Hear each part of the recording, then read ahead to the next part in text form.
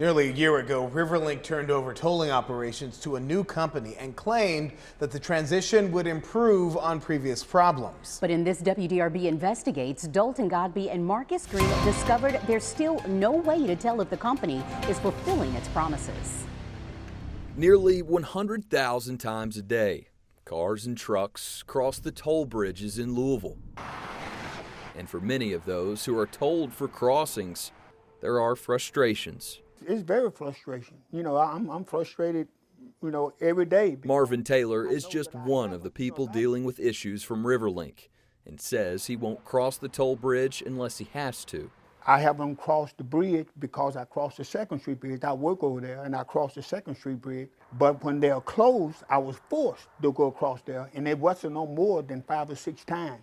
But Taylor says in the past 2 months, he's been charged for dozens of crossings that never happened. They was telling me I crossed the bridge 44 times, and I know I haven't. Taylor isn't the only one disputing charges, and RiverLink is aware. We can get up to 1,900 phone calls a day. In a June legislative hearing in Frankfort, the assistant state highway engineer spoke to the issues and cited hand-picked data that showed improvement from RiverLink's new operating company, which took over 11 months ago. We have had our challenges with this transition, but we have acted and we have seen swift improvements as a result of those actions. While call wait times have decreased, it's only a snapshot of operations.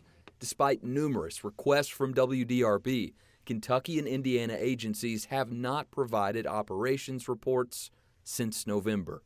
Meanwhile, people like Marvin Taylor are left with less money and more problems. There's a possibility that they could be getting me mixed up with someone else.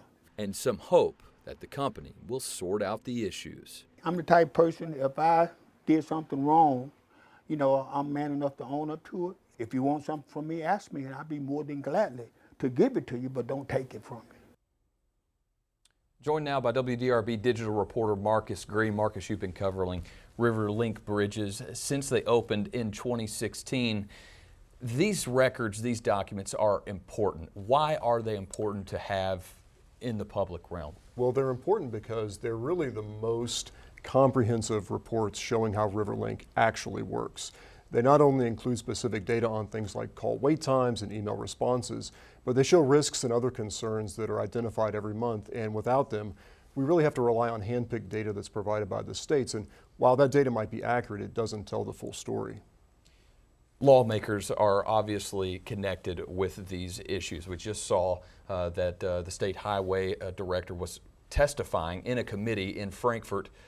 Are there any concerns from lawmakers that you've talked to, whether that be in Kentucky or Indiana? Yeah, I think those concerns are starting to bubble up, and I spoke with several for this story, including State Senator David Yates. He's from Louisville.